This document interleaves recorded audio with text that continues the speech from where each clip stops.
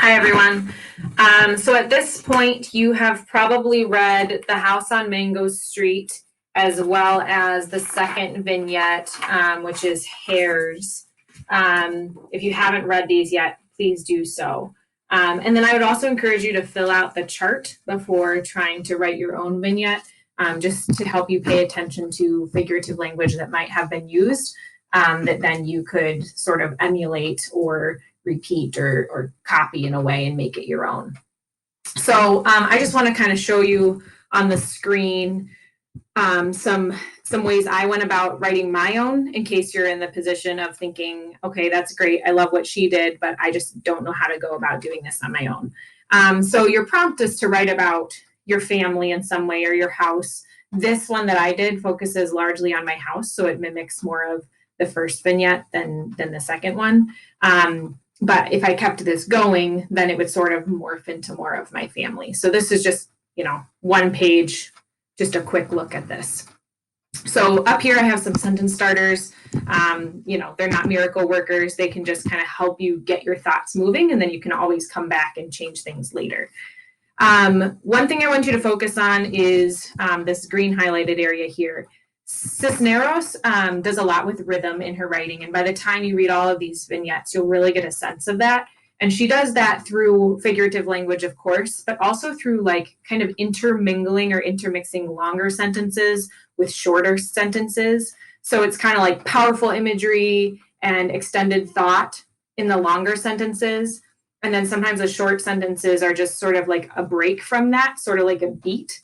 But sometimes they're also filled with something powerful too. So that like long, short intermixing of sentences is really important. So try not to keep all of your sentences super, super long and descriptive, and not all of them just super short. Try to mix it up. So I tried to do that and have long ones intermixed with short ones that are highlighted in green. If I took more time on this, I could probably even do that more and edit that. Okay.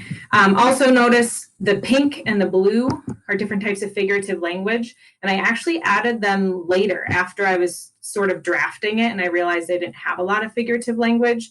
So I found a spot where I could add a simile where water is, seeping into my basement. And I thought that sort of reminded me of when I am, making spaghetti on the stove and all of a sudden the pot overflows, and it's sort of like this slow process until all of a sudden it blows up and it's a problem, kind of like water in my basement. So I just thought of like a comparison and then wrote it in after. With the boat, I accidentally almost had a personification here with a boat in the neighbor's front yard. And I thought, all I have to do is switch a verb around to something that like a human would do, sitting, and then suddenly it becomes personification. So feel free to look back on your own writing and see where you're close to figurative language or where you could quickly add it in at the end if it's not natural to add it right away. I'm trying to think what else. Oh, you'll notice on this too, I have some cross out words, which I had a whole lot more than this, but I didn't want it to be overwhelming to look at. So just know when you're writing, you're constantly backspacing and restarting and trying to find words that are more powerful, trying to avoid repeating yourself when you're not meaning to. Purposeful repetition is different than not being purposeful.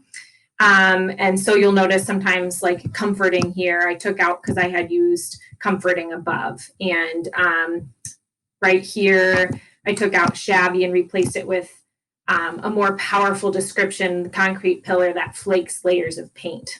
So if I say concrete pillar that flakes layers of paint, that's far more descriptive than saying shabby, because shabby can mean a lot of things.